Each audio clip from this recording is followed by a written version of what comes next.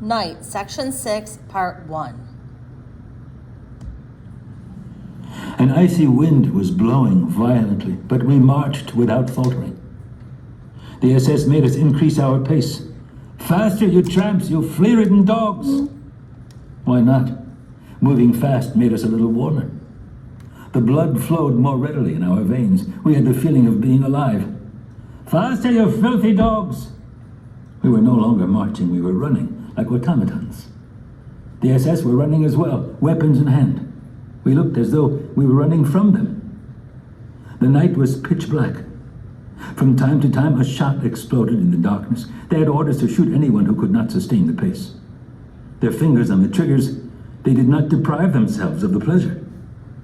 If one of us stopped for a second, a quick shot eliminated the filthy dog. I was putting one foot in front of the other like a machine. I was dragging this emaciated body that was still such a weight. If only I could have shed it. Though I tried to put it out of my mind, I couldn't help thinking that there were two of us, my body and I. And I hated that body. I kept repeating to myself, don't think, don't stop, run. Near me, men were collapsing into the dirty snow. Gunshots. A young boy from Poland was marching beside me. His name was Zalman. He had worked in the electrical material depot in Buna. People mocked him because he was forever praying or meditating on some Talmudic question. For him, it was an escape from reality, from feeling the blows. All of a sudden, he had terrible stomach cramps. My stomach aches, he whispered to me. He couldn't go on. He had to stop a moment. I begged him, wait a little, Zalman. Soon we will all come to a halt. We cannot run like this to the end of the world. But while running, he began to undo his buttons and yelled to me, I can't go on. My stomach is bursting. Make an effort, Zalman. Try. I can't go on, he groaned. He lowered his pants and fell to the ground. That is the image I have of him. I don't believe that he was finished off by an SS, for nobody had noticed. He must have died, trampled under the feet of the thousands of men who followed us. I soon forgot him. I began to think of myself again. My foot was aching. I shivered with every step. Just a few more meters and it will be over. I'll fall. A small red flame, a shot. Death enveloped me. It suffocated me. It stuck to me like glue. I felt I could touch it. The idea of dying, of ceasing to be, began to fascinate me. To no longer exist. To no longer feel the excruciating pain of my foot. To no longer feel anything. Neither fatigue nor cold. Nothing. To break rank. To let myself slide to the side of the road. My father's presence was the only thing that stopped me. He was running next to me, out of breath, out of strength, desperate. I had no right to let myself die. What would he do without me? I was his sole support. These thoughts were going through my mind as I continued to run, not feeling my numb foot, not even realizing that I was still running, that I still owned a body that galloped down the road among thousands of others. When I became conscious of myself again, I tried to slow my pace somewhat, but there was no way. These human waves were rolling forward and would have crushed me like an ant. By now, I moved like a sleepwalker. I sometimes closed my eyes and it was like running while asleep. Now and then, someone kicked me violently from behind and I would wake up. The man in back of me was screaming, "Run faster! If you don't want to move, let us pass you." But all I had to do was close my eyes to see a whole world pass before me, to dream of another life. The road was endless. To allow oneself to be carried by the mob, to be swept away by blind fate.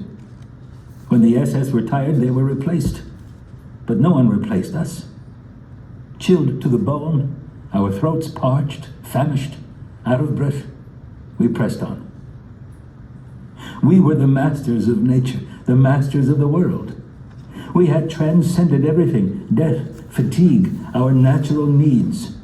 We were stronger than cold and hunger, stronger than the guns and the desire to die, doomed and ruthless, nothing but numbers. We were the only men on earth. At last, the morning star appeared in the gray sky. A hesitant light began to hover on the horizon. We were exhausted. We had lost all strength, all illusion. The commandant announced that we had already covered 20 kilometers since we left. Long since, we had exceeded the limits of fatigue. Our legs moved mechanically, in spite of us, without us. We came to an abandoned village. Not a living soul, not a single bark. Houses with gaping windows. A few people slipped out of the ranks, hoping to hide in some abandoned building. One more hour of marching and, at last, the order to halt. As one man, we let ourselves sink into the snow.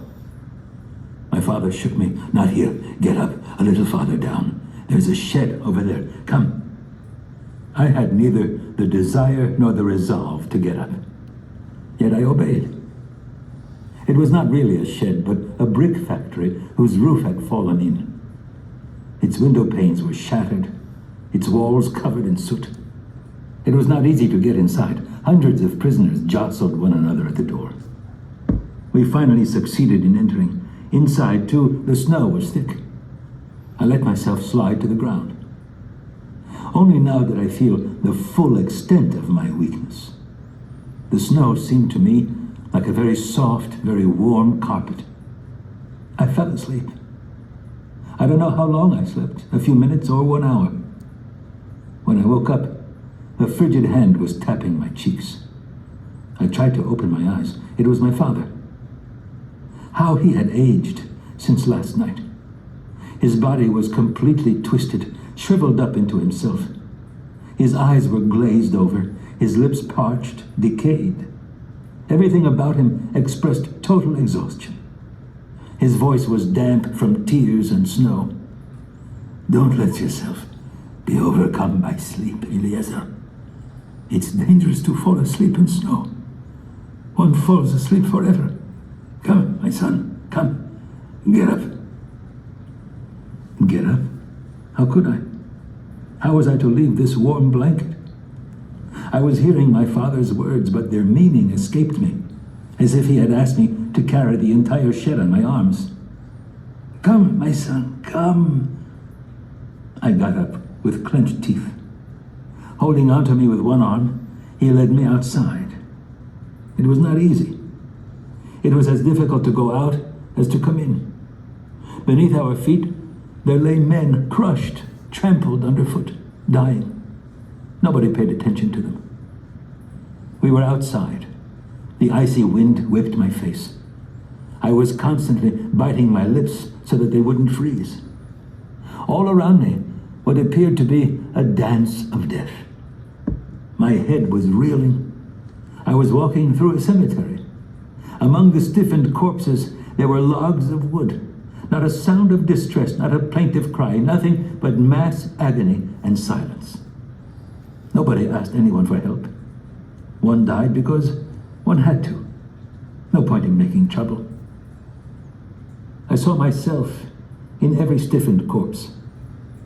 Soon I wouldn't even be seeing them anymore. I would be one of them. A matter of hours. "Come, Father, let's go back to the shed." He didn't answer. He was not even looking at the dead. "Come, Father, it's better there. You'll be able to lie down. We'll take turns. I'll watch over you and you'll watch over me. We won't let each other fall asleep. We'll look after each other." He accepted.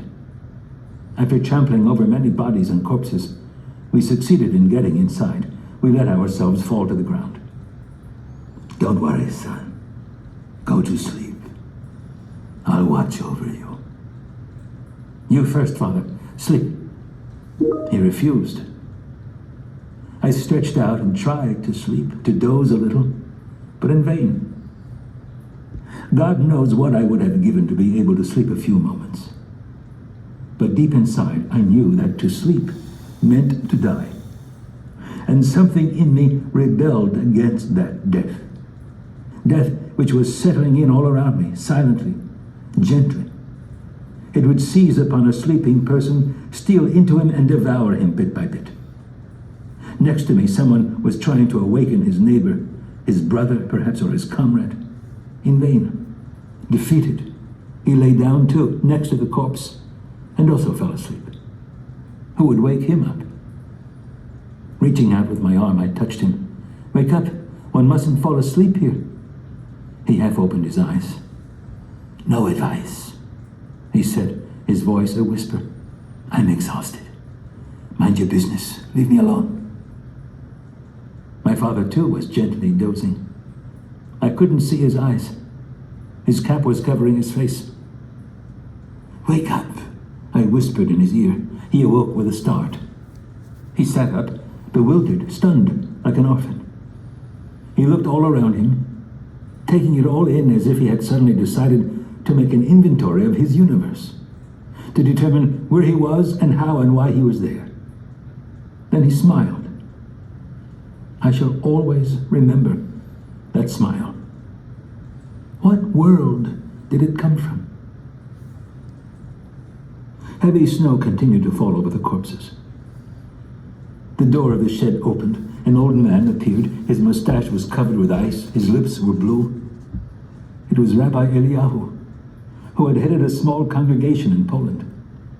A very kind man, beloved by everyone in the camp, even by the kapos and the Blockälteste.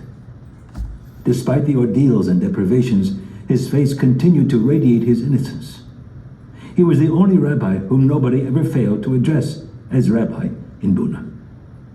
He looked like one of those prophets of old, always in the midst of his people when they needed to be consoled.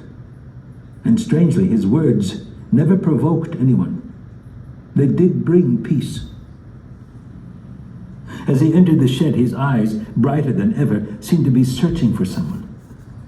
Perhaps someone here has seen my son. He had lost his son in the commotion. He had searched for him among the dying, to no avail. Then he had dug through the snow to find his body. In vain. For 3 years they had stayed close to one another. Side by side, they had endured the suffering, the blows. They had waited for their ration of bread and they had prayed. 3 years, from camp to camp, from selection to selection. And now, when the end seemed near, fate had separated them. When he came near me, Rabbi Eliyahu whispered, "It happened on the road. We lost sight of one another during the journey.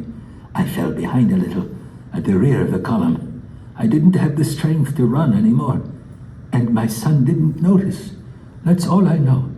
Where has he disappeared? Where can I find him? Perhaps you've seen him somewhere." "No, Rabbi Eliyahu, I haven't seen him."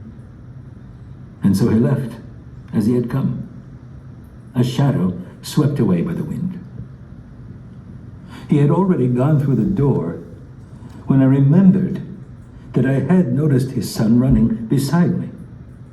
I had forgotten, and so had not mentioned it to Rabbi Eliyahu. But then I remembered something else.